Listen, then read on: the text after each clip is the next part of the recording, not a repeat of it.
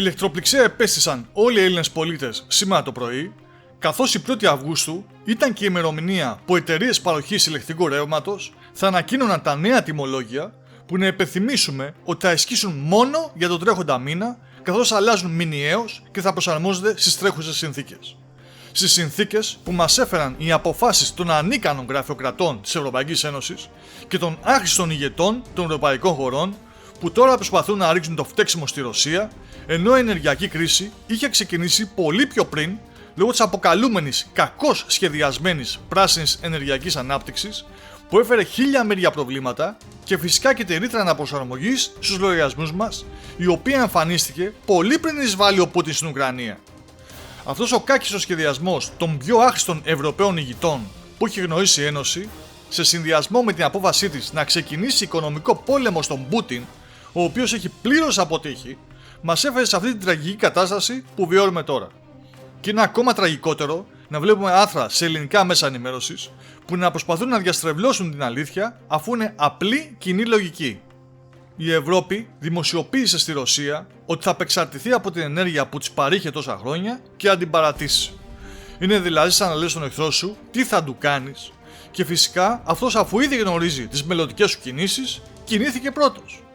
Πόσο άχρηστος αξιωματούχος πρέπει να είσαι για να ανακοινώνεις έτσι δημόσια τα σχέδιά σου και να περιμένεις ότι ο άλλος θα κάτσει άπραγος? Πόσο ανόητος. Αλλά ας επιστρέψουμε στο θέμα του ηλεκτρικού ρεύματος και ας συνεχίσουμε λέγοντας ότι αν και στον χώρο της ενέργειας υπάρχουν πλέον πάρα πολλές εταιρείες, εμείς πήραμε ως βασικό παράδειγμα τη ΔΕΗ, την οποία και γνωρίζουμε εδώ και δεκαετίες, και είδαμε τα τιμολόγια που ανήρτησε στην ιστοσελίδα της. Τιμή κιλοβατόρας στο απλό κλασικό κειμενόμενο πρόγραμμα Γ1 που έχουν εκατομμύρια Έλληνες, 0,486 ευρώ, που με τη γενναία επιδότηση της ελληνικής κυβέρνησης κατεβαίνει στα 0,149 ευρώ με κατανάλωση έως 2.000 κιλοβατόρες, και από τις 2.000 κιλοβατόρες και πάνω πηγαίνει στα 0,161 ευρώ.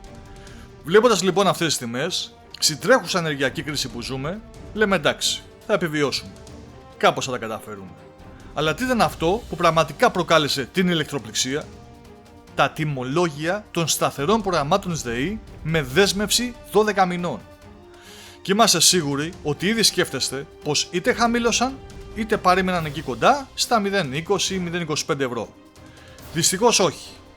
Τιμή ημερήσιας κιλοβατόρας του σταθερού προγράμματος ΔΕΗ My Home Ender, παρακαλώ πρώτα να καθίσετε σε καρέκλα, 0,561 ευρώ, και αν έχετε και νυχτερινό ρεύμα στα 0,485 ευρώ.